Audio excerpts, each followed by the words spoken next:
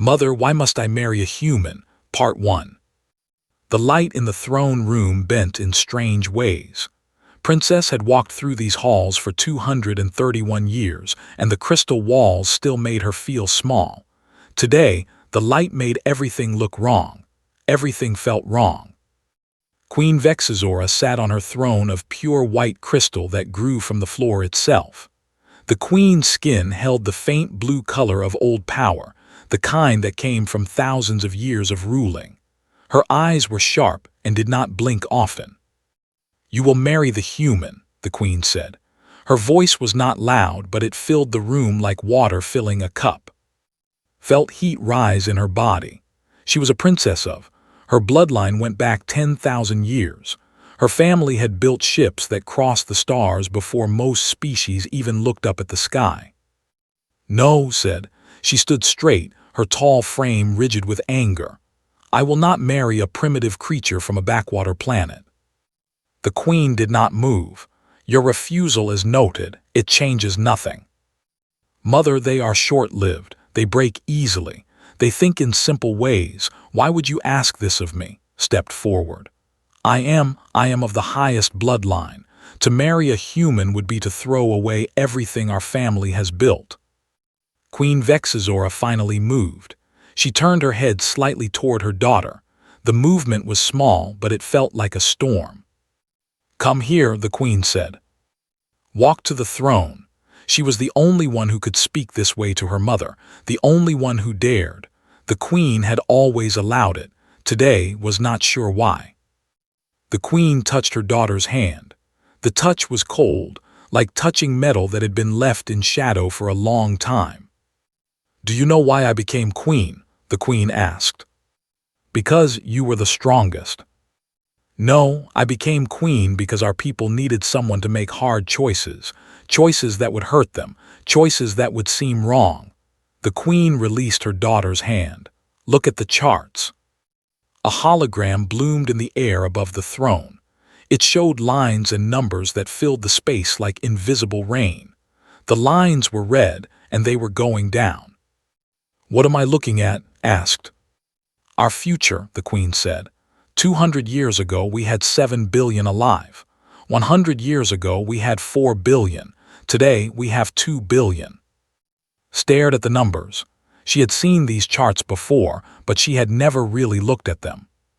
"In 100 more years, if nothing changes, we will have less than 1 billion. In 200 years we will be extinct." The queen let the words hang in the air. "Our species is dying. We are not being killed by enemies or plague. We are dying because we have become too perfect. We have genetically locked ourselves into a shape that no longer changes. We cannot adapt. We cannot heal. We are breaking from the inside." Looked at her mother's face. The queen was not angry or sad. She was simply speaking truth. "Our scientists have been searching for a solution for 50 years, the queen continued. "They have looked at every species in the galaxy, every advanced civilization, and they keep finding the same answer. The same species that we have always thought was weak, primitive, worthless." "Humans," said. "Yes, humans have something we lost long ago. They can change. They can adapt. Their genetics are messy and wild and powerful. If we mix our bloodline with theirs, we can save ourselves. Our children will not be pure, but they will be alive. They will have a future." Turned away from her mother. "You want me to be the first. You want to use me like a tool." "I want you to be a bridge," the queen said. "I want you to show our people that humans are not beneath us. I want you to help us survive." At that moment, the great doors of the throne room opened. A human walked in. He was tall for a human, but still shorter than. His skin was the color of copper, and his eyes were dark and steady. He wore a military uniform that was simple but clean. On his chest was a medal that showed he had done something important. Captain David Harrison, the human envoy from the outer colonies. He walked forward and bowed in the way. Not too deep, not too shallow, respectful but not submissive. "Your Majesty," he said, his voice clear. "Princess, I am honored to be here." Looked at this human. He was not what she expected. His eyes held intelligence. His movements were controlled, but he was still a human, still a creature that would die in a few decades, still something less than what she was. "I refuse this marriage," said, speaking to both her mother and to David. "I refuse to be part of this plan.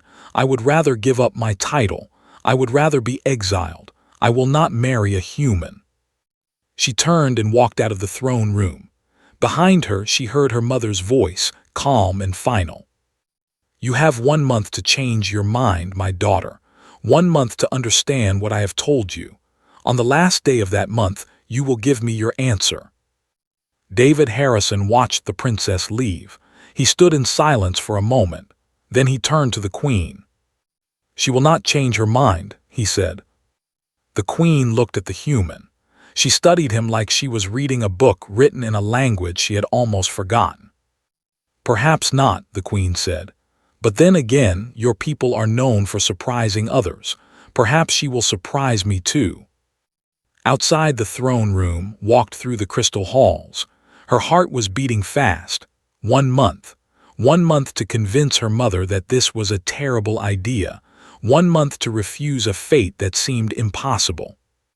But as she walked, she thought about the numbers in the chart. She thought about a world with no left. And she wondered if her mother was right.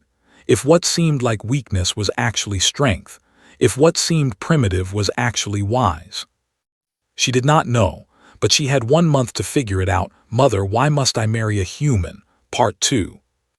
5 days had passed since refused the marriage. She had spent those days avoiding David Harrison. She took different routes through the palace.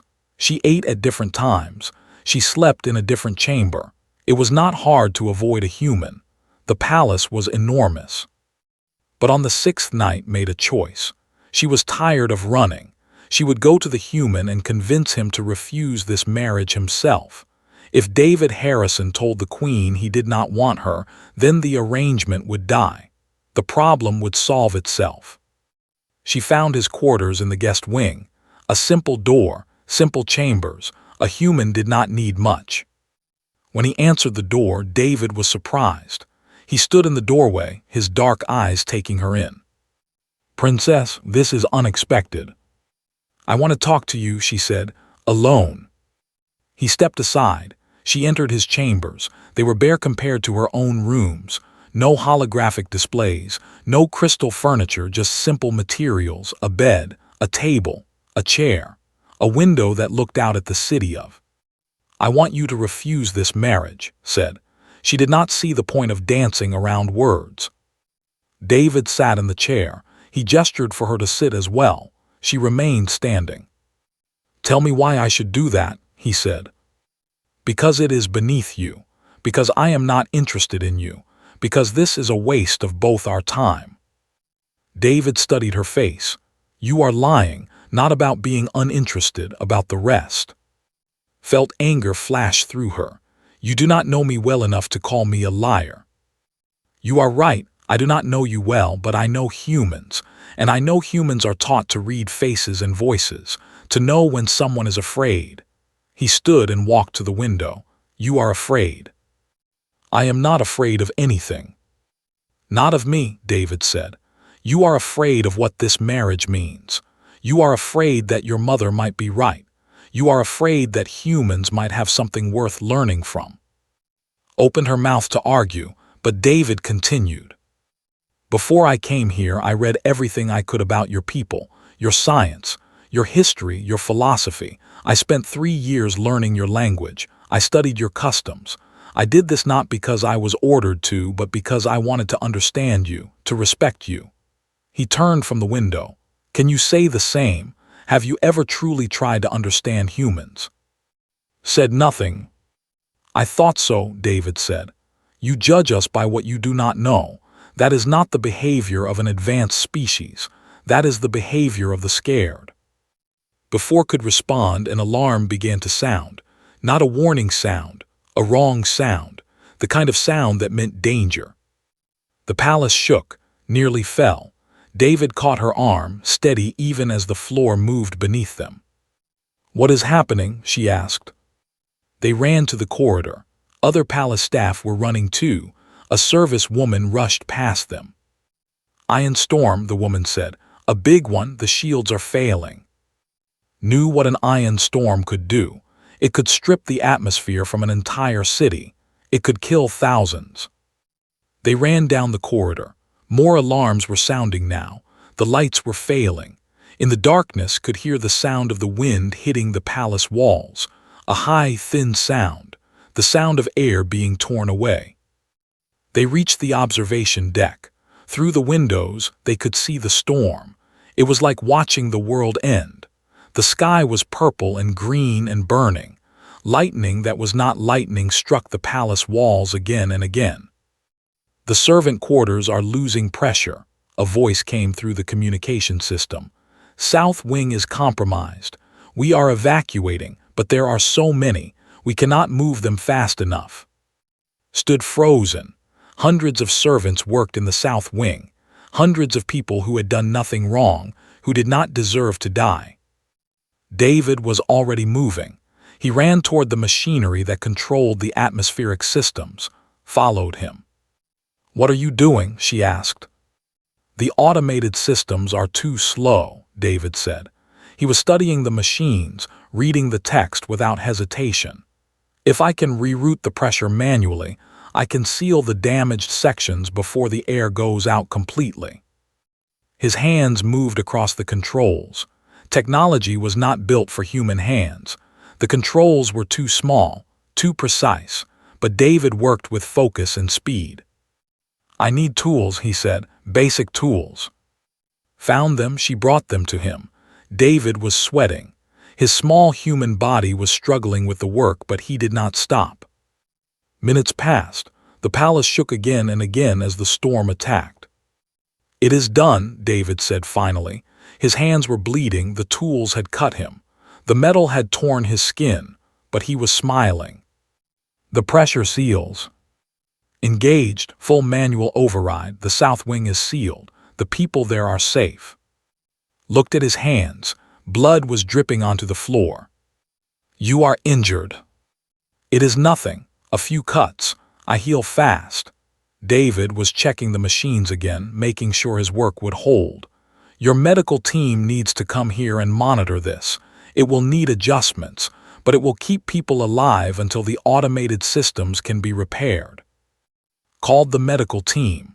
When they arrived, they took David to be treated, but before they led him away, he looked at the princess. "I am still willing to marry you," he said, "if you are willing to understand me, to understand what humanity truly is."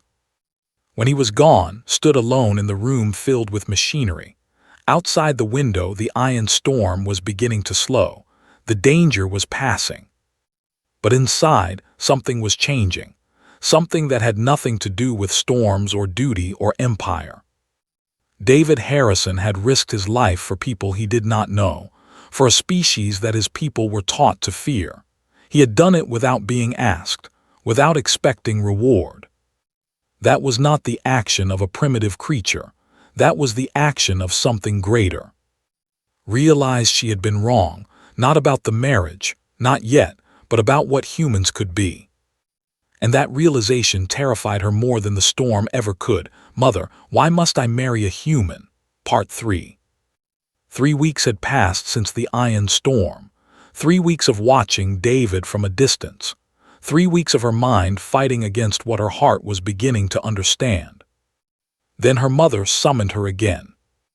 "You will go to 7, the queen said. There was no debate in her voice, no room for argument.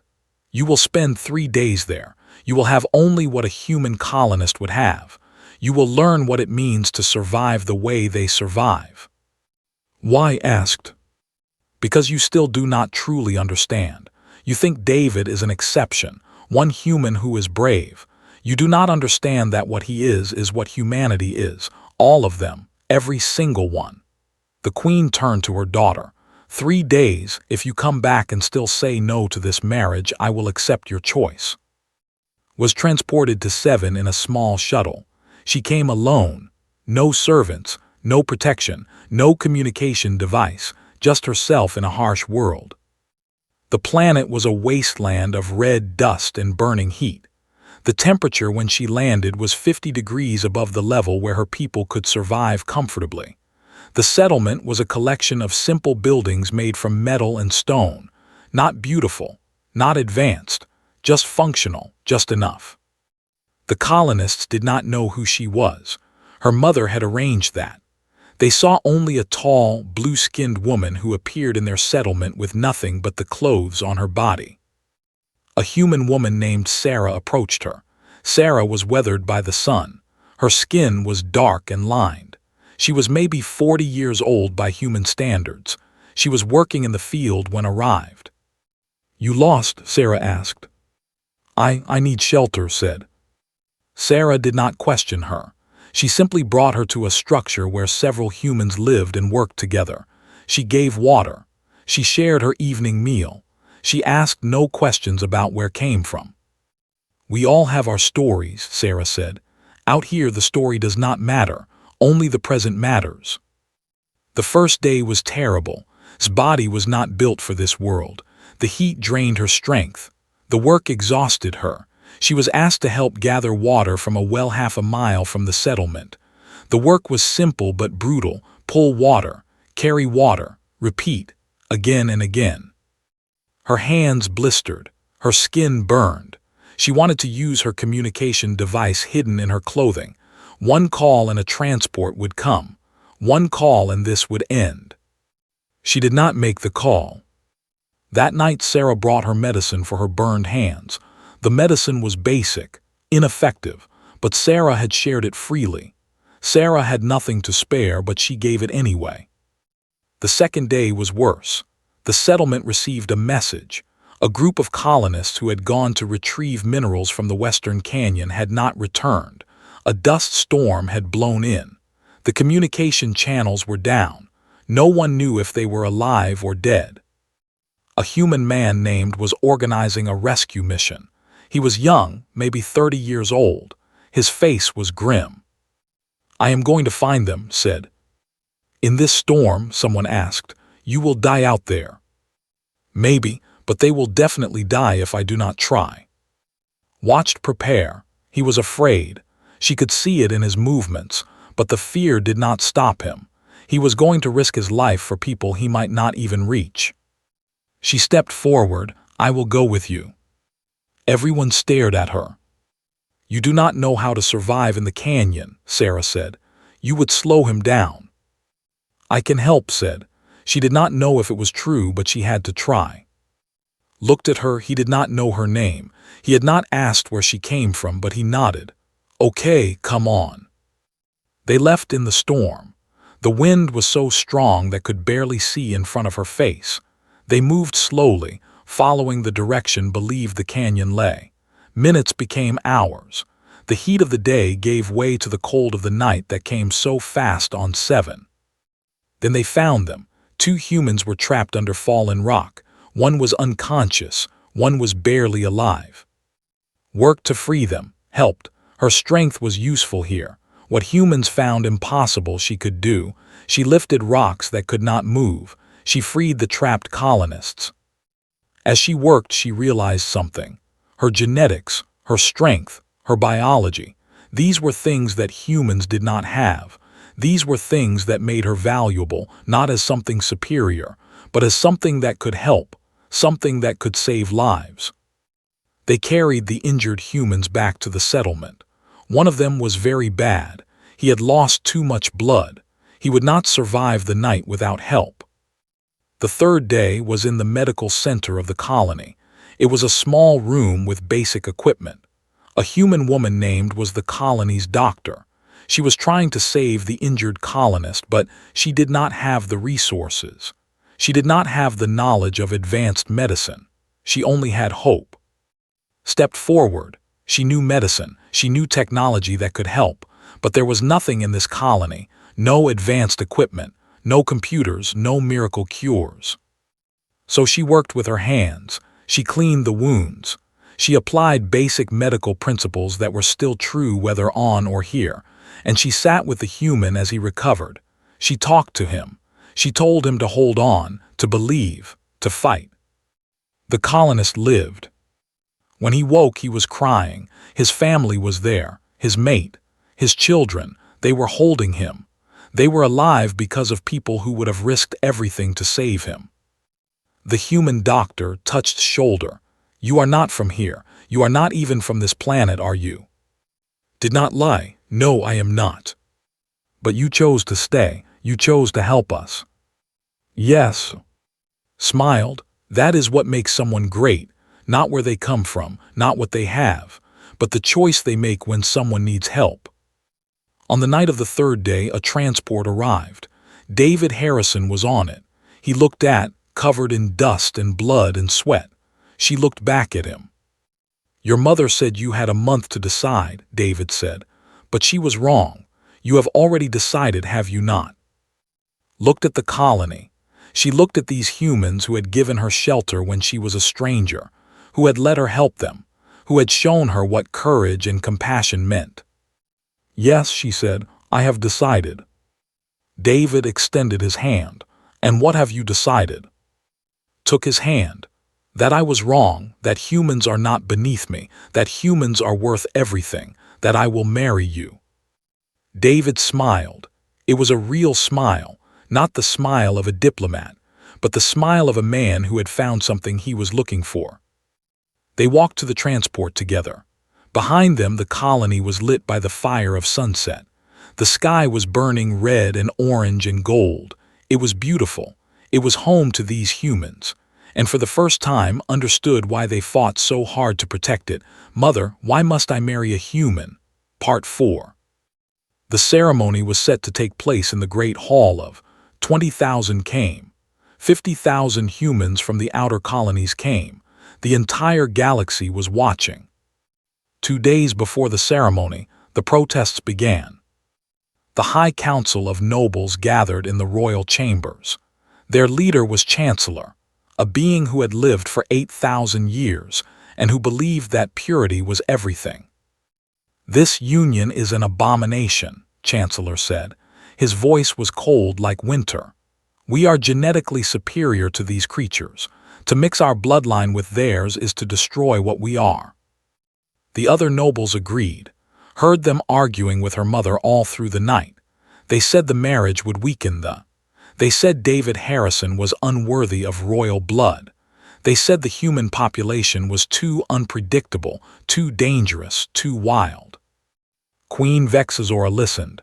She did not argue, she simply listened. Then she issued a command. The ceremony would proceed. Anyone who tried to stop it would be exiled from forever.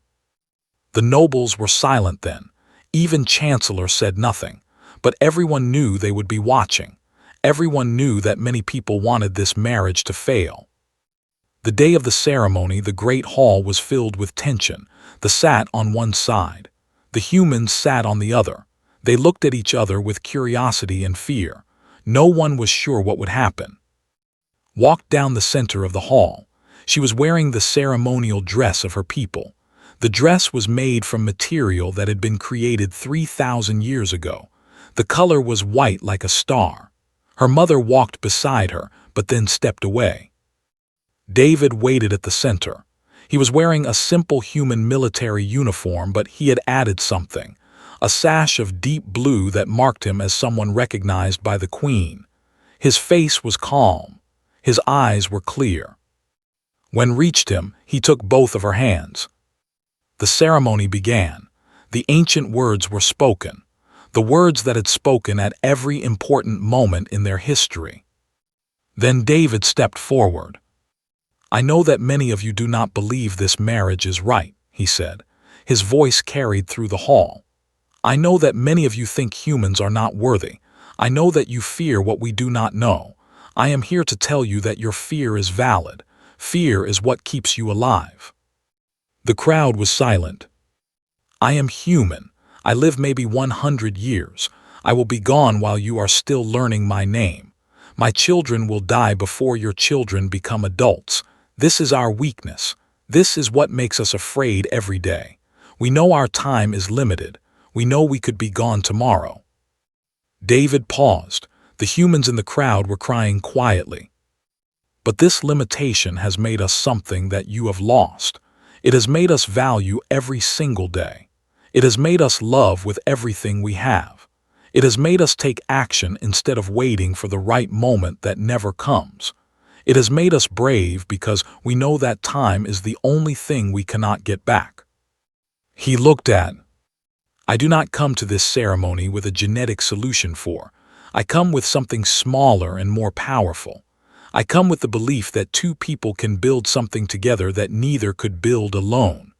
I come with the promise that I will spend every single day of my short life loving this woman and honoring her people. That is all a human can offer, but I hope it is enough. Saw tears in the eyes of many humans. She saw movement in the crowd. She did not know if they were angry or moved. Then a young child stood up. A child maybe 30 years old, still very young for her people. Princess, the child called out, I have a question. The crowd turned to look at her. If you have children with this human, will they live longer than he does? The hall held its breath. Looked at David, she could see the fear in him now. This was the question that mattered. This was the test. Perhaps not, answered, speaking so everyone could hear. My children may live as long as I do. They may live only as long as David does. The science is not clear. We will learn together. She paused. She thought about what she had learned on 7. But I will tell you what I learned from living with humans for 3 days. I learned that a long life is not a good life if it is empty. I learned that 100 years lived with purpose and love is worth more than 10,000 years lived without meaning. Squeezed David's hand. My children will not be pure, but they will be born from love. They will have the strength of my people and the courage of his people. They will have our and their adaptability. They will have our technology and their innovation. They will bridge 2 worlds that were never meant to touch. She looked directly at the young child who had asked the question. So yes, they might die younger than you, but they will live fuller. They will love harder. They will dream bigger, and they will help our people survive. That is worth more than all the years we have spent alone. The silence that followed was heavy. No one moved. No one spoke. Then David raised his hand, and he kissed it in the way that humans do, a gesture of respect and love and commitment. And something changed. The humans began to cheer, not loud at first, but growing, louder and louder. And then slowly they began to join them, not all of them. Chancellor and his followers sat silent, but many others stood and cheered. The ceremony continued. The ancient words were spoken. The new words were spoken. And when it was done, David and were married. They walked back down the center of the hall together. Humans and were standing now, clapping, cheering, celebrating. Some were crying. Outside the great hall, and David looked out at the city of. The towers reached up to the sky. The lights were beginning to glow as the sun set. We did it, David said. We began something, corrected him. Now the hard part starts. Now we have to prove that this was not a mistake. David smiled. Are you afraid? Yes, said. I am very afraid. But I have learned that being afraid does not mean you should not try. It means you should try harder. David took her hand. They looked out at the galaxy together, 2 people from 2 worlds, a beginning of something that no one had thought was possible, a bridge between species, a future that had never existed before. And it was beautiful. Mother, why must I marry a human? Part 5. 1 year had passed since the wedding. 1 year of building bridges between worlds. 1 year of making the impossible real. And David stood in the observation deck of a massive station that orbited between and the human colonies. The station was called the Bridge. It was exactly what its name suggested. A place where 2 species worked together. A place where technology from one world met the innovation of another. Below them they could see ships working. Ships that used human engineering principles. Human ships that used technology. They were mining asteroids together. They were building structures together. They were creating something that neither species could have created alone. 7 new trading agreements last month, David said. He was looking at reports on a small screen. His job was communication between the governments. The council is sending medical teams to work with human doctors. Your technology combined with their instincts is saving lives that would have been lost. Was reading different reports. Agricultural teams were working with human farmers. Human gardens grew on station. Crops grew in human colonies. The food was different, but it was growing. It was feeding both species. My mother sent a message, said, "The birth rate is changing. Human women who live near settlements are having more children. Who work alongside humans are showing signs of genetic change. Not obvious yet, but it is beginning." David looked at his wife. "Are you pregnant?" Nodded. "The doctors confirmed it this morning, 7 months from now." David wrapped his arms around her. He was small compared to her. A human embracing the sight would have been strange a year ago. Now it was normal. Children on the station played together. Workers from both species sat side by side in the cafeteria. The impossible had become everyday. "What are we going to tell people?" David asked. "That we are having a baby," said, "and that this baby will be the future." Over the next 7 months, prepared. The pregnancy was unusual. Half human and half genetics were new territory. Doctors from both species watched carefully. Sometimes they argued. Sometimes they disagreed about the best way to proceed. But they worked together, and the baby grew. Thought often about her mother's words, about extinction, about survival, about what it meant to be a people. She realized that her mother had been right, but not in the way had first understood. They would not survive by mixing genetics alone. They would survive by learning what it meant to be less alone, by learning that strength came not from purity, but from connection. The day the baby was born, it was different from anything either species had experienced. The child had blue skin but the shape of the face was more human. The eyes were darker, but they held both the coldness of eyes and the warmth of human eyes. The baby cried with a sound that was higher than a human infant's cry, but not as high as a child's cry. The cry was something new, something that had never existed before. They named the child. The name was both and human. It meant bridge in both languages. Queen Vexazora came to see her grandchild. The queen was old now, even by standards. She had lived for 3,000 years. She had seen empires rise and fall. She had made choices that affected billions. But when she looked at, she wept. "Is something wrong?" David asked, concerned. "No," the queen said. "Everything is right. For the first time in my very long life, I see a future that is not written in darkness." She touched the baby's tiny hand, grasped her finger with surprising strength. "This child will live longer than you, David," the queen said. "But shorter than, this child will be caught between 2 worlds. It will be difficult." "Yes," said, "but will also be something new, something that understands both worlds, something that can help us all become something we could not be alone." 5 years later was growing. The child was faster than human children, but still slower than children. The child was smarter than both, combining the rapid innovation of humans with the deep patience of. The child felt both species' pain. The child shared both species' joy. Was the first of many. Other humans and paired off. Other children were born. The hybrids were rare, but they were growing in number, and each one was a bridge. Each one was proof that 2 species could share the future. Stood in the observation deck again. 10 years had passed since her wedding now. 10 years of building a new world.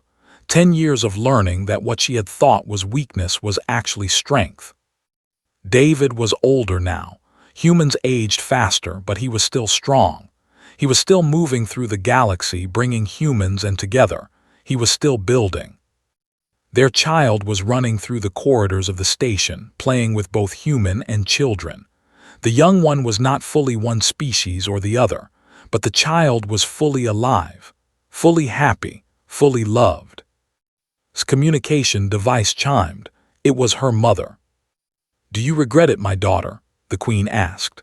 The same question she had asked so long ago in the throne room. Thought about everything that had changed. She thought about David's sacrifice during the Iron Storm. She thought about the colonists on Seven who had taught her the meaning of hope. She thought about laughter.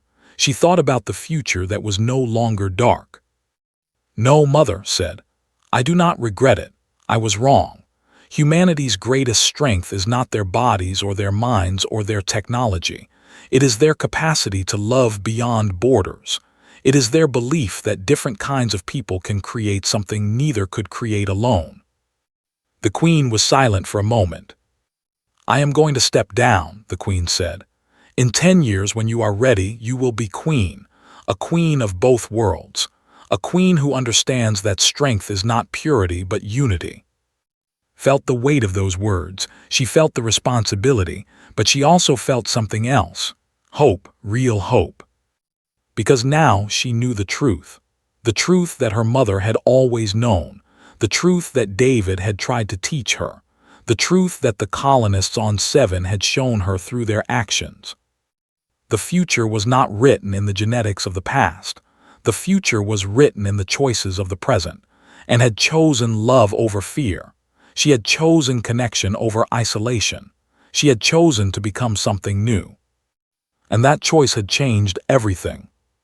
In the corridors of the station, children of two species played together. In the laboratories, scientists worked side by side. In the farms and factories and cities, humans were building a world that belonged to both of them. It was not perfect. There would always be those like Chancellor who believed in purity and separation. There would always be fear and resistance, but there would also be children like. There would be futures that had not existed before. There would be possibilities that had seemed impossible.